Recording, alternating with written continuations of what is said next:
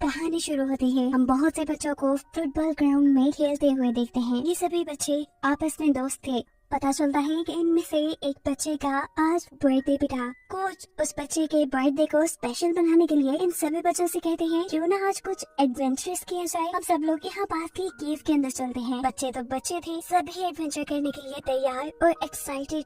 सभी बच्चे अपनी साइकिल्स पर अपने कोच के साथ उस केव की तरफ निकल जाते हैं। सिवाय एक बच्चे के जिसे घर पे थोड़ा काम था। ये सब लोग इस गार में पहली मर्तबा थे। एक्साइटमेंट में इन्हें पता ही नहीं चलता कि कब ये लोग गार के थर्ड चैम्बर तक पहुंच गए। गार का थर्ड चैम्बर एंट्रेंस से पूरे 1 किलोमीटर दूर था। उनके वहां जाते ही बाहर मौसम बुरी तरह खराब हो जाता है। बारिश आना शुरू हो जाती है। ये बारिश भी आम बारिश नहीं थी, तूफानी बारिश थी और थाईलैंड की ऐसी बारिश जो कई दिनों तक नहीं रुकती। सीन कट होकर हमें बच्चों के पेरेंट्स का एक सीन दिखाया जाता है। जिस बच्चे का आज बर्थडे है, सभी पेरेंट्स मिलकर उस बच्चे की बर्थडे पार्टी की तैयारी कर रहे हैं, लेकिन कोई भी बच्चा अभी तक अपने घर वापस नहीं लौटा। इंतजार करते करते ये लोग थक चुके थे और तब इनकी टीम का वो बच्चा जो उनके साथ नहीं जा पाया था, वो इन पेरेंट्स को बताता है कि सभी बच्चे मिलकर केव में गए थे।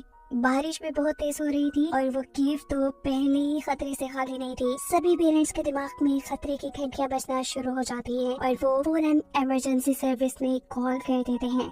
इमरजेंसी में रेस्क्यू टीम के डाइवर्स इस केव के अंदर जाते हैं जहां पूरी तरह पानी भर चुका था। बच्चों का दूर दूर तक नामो निशान नहीं था। ये लोग चैम्बर 3 तक भी पहुंच चुके थे। चैम्बर 3 केव के अंदर वो पॉइंट था जहाँ पे लास्ट टाइम मूवी में बच्चों को दिखाया गया। इतने पानी भरे केव में डाइवर्स की हालत खुद भी खराब हो चुकी थी। काफी घंटों बाद वो बहुत ही मुश्किल से इस केव के अंदर से बाहर निकलने में कामयाब हो पाते हैं। उनकी हालत अपनी इतनी ज्यादा खराब थी कि वो किसी और को क्या संभालते। दूसरी तरफ यहाँ केव के बाहर बच्चों के पेरेंट्स भी अपने बच्चों का इंतजार कर रहे थे, लेकिन बुरी खबर उन्हें ये मिलती है कि उनके बच्चे केव के अंदर नहीं है। पेरेंट्स की उम्मीदें टूटती जा रही थी कि पता नहीं उनको उनके बच्चे वापस मिलेंगे भी कि नहीं। अगला दिन भी हो गया था, बारिश थम नहीं रही थी और ऐसे केव में पानी भरता जा रहा था। मुख्तलिफ किस्म के पंप्स के जरिए केव में से पानी को बाहर निकालने की कोशिश की जाती है, लेकिन ये कोशिश भी बहुत ज्यादा कारआमद नहीं थी। न्यूज में भी ये खबर वायरल थी कि 13 बच्चे एक केव के अंदर फंस चुके हैं। पूरे शहर से लोग उनकी मदद के लिए यहाँ आते हैं और न्यूज से ही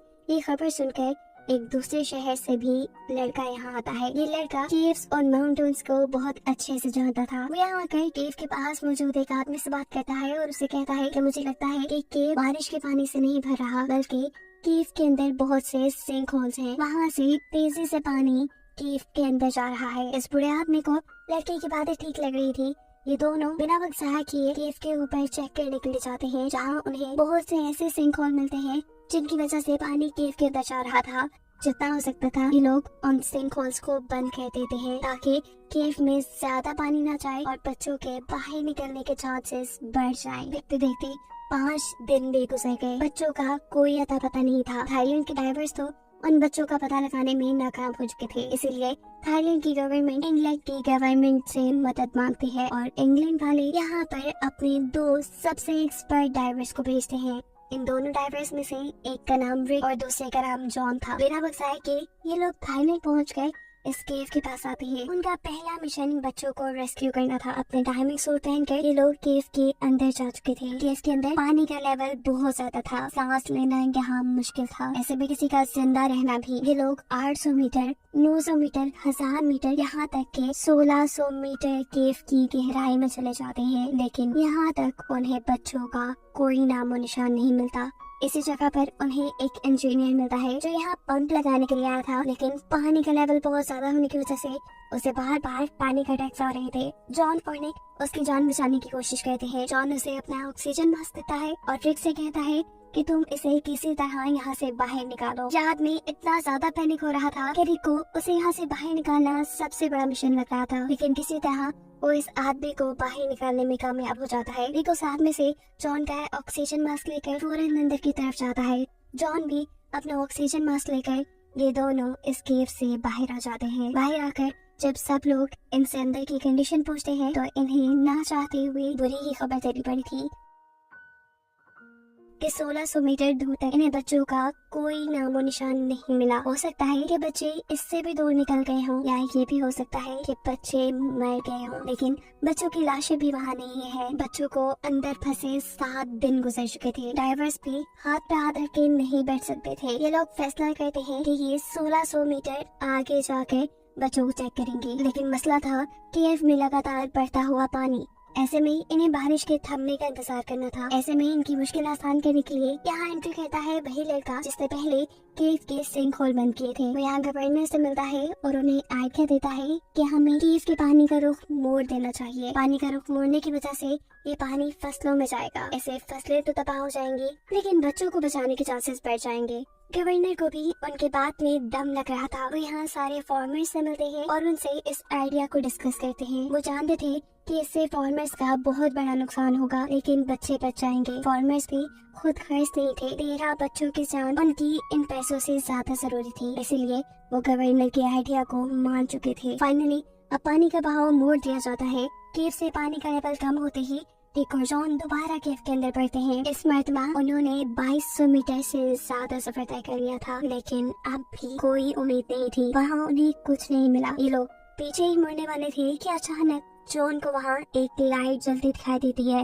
ये लाइट एक पतले से रास्ते से आ रही थी। मुश्किल से जॉन उस पतले से रास्ते से दूसरी तरफ जाता है और यहाँ लकीली उसे सारे बच्चे जिंदा मिल जाते हैं। बच्चे सही सलामत थे। रिक और जॉन को ये देखकर बहुत खुशी थी, लेकिन भूख से इनका बुरा हाल था। रिक और जॉन अब इन लोगों की वीडियो बनाकर बाहर ले जाते हैं, क्योंकि ऐसे विदाउट ऑक्सीजन मास्क वो इन बच्चों को यहाँ से बाहर नहीं निकाल सकते थे। यहाँ जब जॉन इनकी वीडियो बना रहा था तो कोच उस वीडियो में कहता है कि मेरी ही गलती है, मैंने ही बच्चों को इस एडवेंचर करने, लेकिन सारे बच्चे उसकी बात काट देते हैं और कहते हैं कि नहीं, ये कोच ही है जिनकी वजह से हम अभी तक जिंदा हैं। इन्होंने हमें मेडिटेशन करवाई और हमें जिंदा रहने का हौसला दिया, हमारे अंदर उम्मीद जला के रखी कि हम यहाँ से बच निकलेंगे। रिक और जॉन वीडियो बनाने के बाद इन दोनों से कहते हैं कि थोड़ी देर में हमारी बाकी टीम तुम सबको बचाने के लिए यहाँ आ जाएगी। अपनी हिम्मत बनाए रखना। बाहर आकर ये सभी लोगों को ये खुशखबरी दे देते हैं कि उनके सभी बच्चे जिंदा सलामत थे। वो सबको बच्चों की वीडियो दिखाते हैं, जो वीडियो देखकर उन लोगों की जान बचान आई थी। सभी लोग बहुत खुश थे, लेकिन दूसरी तरफ रिक और जॉन नहीं, ऐसे जैसे उन्हें किसी गड़बड़ी का अंदाजा हो। वो यहाँ गवर्नर से मिलते हैं और उन्हें बताते हैं कि बच्चे अभी तक अंदर बिल्कुल जिंदा सलामत है, लेकिन उन्हें वहाँ से निकालना सबसे बड़ा मिशन है। केव की एंट्रेंस में पानी का लेवल बहुत ज्यादा है। ऐसे में जब वो इतना बड़ा इंजीनियर पैनिक हो रहा था, तो फिर ये तो छोटे छोटे बच्चे हैं। बच्चों तक रेस्क्यू टीम के जरिए खाना पानी पहुंचा दिया गया था। वहाँ पर डॉक्टर्स भी जा चुके थे, जिन्होंने बच्चों का चेकअप भी कर लिया था, लेकिन अभी तक उन्हें बाहर निकालने की कोई स्ट्रेटेजी तैयार नहीं की गई थी। बच्चों के पेरेंट्स गवर्नमेंट पर नाराज हो रहे थे कि आज 12 दिन गुजर गए हैं, बच्चों को बाहर क्यों नहीं निकाला जा रहा, लेकिन गवर्नर के पास उनको देने के लिए कोई जवाब नहीं था। वो बच्चों के पेरेंट्स को ये कहकर रिलैक्स कहते हैं कि बच्चे वहाँ बिल्कुल ठीक है, उनके पास खाना पानी सब कुछ पहुंचा दिया गया है और जल्द उन्हें निकाल भी लिया जाएगा। पेरेंट्स अपने अपने बच्चों के लिए लेटर्स भी लिखते हैं, जो ड्राइवर्स बच्चों तक पहुंचा चुके थे। कोच को लग रहा था कि इन सभी लेटर्स में उनके लिए बुराई होगी, लेकिन सभी पेरेंट्स यहाँ कोच का शुक्रिया अदा कर रहे थे कि उन्होंने उनके बच्चों को जिंदा रहने की हिम्मत दी। दूसरी तरफ बच्चों को केव से बाहर निकालने के लिए जॉन और रिक ने एक एनेस्थीसिया डॉक्टर को बुला लिया था। उन्होंने प्लान किया था कि ये लोग बच्चों को बेहोश करके ऑक्सीजन मास्क लगाकर वहाँ से बाहर निकाल लेंगे, लेकिन डॉक्टर को उनका ये मशवरा बिल्कुल नहीं अच्छा लगा। डॉक्टर का मानना था कि अगर आधे रास्ते में बच्चों को होश आ गया तो बच्चे और भी ज्यादा पैनिक कर जाएंगे, पर जॉन और रिक के पास अब कोई दूसरा आइडिया भी नहीं था। इतने में ही हमें केव का सीन दिखाया जाता है, जहाँ पर रेस्क्यू टीम बच्चों तक कुछ जरूरी सामान पहुँचाने में बिजी थी। ऐसे में एक ड्राइवर जब बच्चों को चीजें देकर वापस आ रहा था, तभी उसका पाँव केव में एक रस्सी के अंदर फंस जाता है। वो अपने पाँव को वहाँ से निकालने की बहुत कोशिश करता है, लेकिन इस सारी कोशिशों में उसके ऑक्सीजन सिलेंडर का पाइप भी वहाँ ही एक पत्थर में फंसकर टूट जाता है। इस टाइम वो पानी में था और ऑक्सीजन ना मिलने की वजह से उसकी वही मौत हो जाती है। रेस्क्यू टीम उसे निकालकर बाहर लेके आती है। उसके मरने से ये सभी काफी दुखी थे, जबकि दूसरी तरफ डॉक्टर और रेस्क्यू टीम को भी ये समझ आ गई थी कि रिक और जॉन जो मशवरा दे रहे हैं बच्चों को बेहोश करके बाहर लाने का, वो बिल्कुल ठीक है, क्योंकि जहाँ ये इतना बड़ा डाइवर पैनिक करके मर गया, बच्चे तो फिर छोटी है। रिक और जॉन अब अपना आइडिया गवर्नर को बताते हैं और गवर्नर भी उसी आइडिया से बच्चों को बाहर निकालने के लिए तैयार थे। रात में अब डॉक्टर यहाँ रेस्क्यू टीम के सभी डाइवर्स को बच्चों को इंजेक्शन लगाना सिखाता है, जिसकी मदद से बच्चे बेहोश हो जाएं। ये सब सीखने के बाद अगली सुबह अब वो दिन था जब इन्हें अपना मिशन कंप्लीट करना था। इन्हें बच्चों को केव से बाहर निकालना था। केव के बाहर बहुत से लोग जमा थे, बच्चों के पेरेंट्स, शहर वाले और सभी बच्चों के सेफली वहाँ से निकलने की दुआएं कर रहे थे, क्योंकि अगर इस मर्तबा कोई भी गड़बड़ी हुई तो बच्चे मर कर ही बाहर निकलेंगे। केव के अंदर जाने पे इन्हें एहसास होता है कि सभी बच्चों को एक साथ निकालना बहुत ज्यादा मुश्किल है।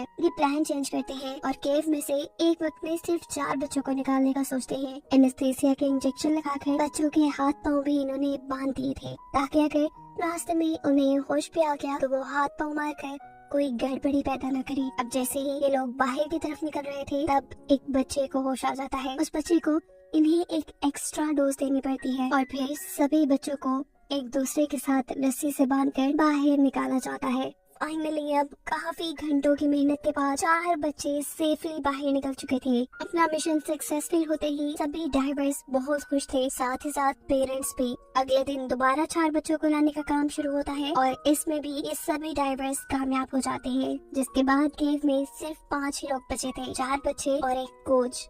और मुश्किलें दोबारा पैदा हो जाती है। बारिश इतनी तेज होती है कि हर जगह पानी भरने लगता है और ऐसे केव में भी दोबारा पानी का लेवल बढ़ जाता है। लेकिन पानी के लेवल बढ़ने की वजह से अपना मिशन रोक देना एक बेवकूफी थी। वक्त के साथ पानी और भी ज्यादा बढ़ जाता, इसीलिए ये लोग अपनी रूटीन के मुताबिक अपना काम शुरू करते हैं और बाकी 4 बच्चों को निकालने के लिए केव के अंदर बढ़ जाते हैं। इस मर्तबा बच्चों को रस्सी से बांधकर एक साथ बाहर नहीं लाया गया। हर डाइवर एक बच्चे की जिम्मेदारी ले रहा था और उसे आराम से बाहर निकाला जा रहा था। 3 बच्चों के सेफली बाहर निकलने के बाद यहाँ चौथे डाइवर से गलती हो जाती है। उसके हाथ से रस्सी छूट जाती है, जिससे वो खुद भी यहाँ पानी में बहने लगा था, लेकिन वो किसी तरह एक चट्टान को पकड़कर अपने आप को स्टेबल करता है। उसके हाथ में बच्चा भी था, जिसे वो अपनी जान खतरे में डालकर संभाल रहा था। ये डाइवर और ये बच्चा मर भी सकते थे, लेकिन इन दोनों की किस्मत अच्छी थी, क्योंकि रिक की नजर उनके ऊपर पड़ जाती है। वो दूसरे डाइवर से कहता है, तुमने हिम्मत नहीं हारनी, अभी मेरे पीछे एक और डाइवर आ रहा है, मैं उसे तुम्हारे तक भेजता हूँ, लेकिन पहले मैं इस बच्चे को बाहर छोड़ाऊँ। रिक अपने पास मौजूद उस बच्चे को बाहर छोड़कर दूसरे डाइवर को इनकी जान बचाने के लिए भेजता है और फाइनली ऐसे ये लोग इस बच्चे को, डाइवर को और कोच को भी निकालने में कामयाब हो जाते हैं। इन लोगों का मिशन पूरा हो चुका था।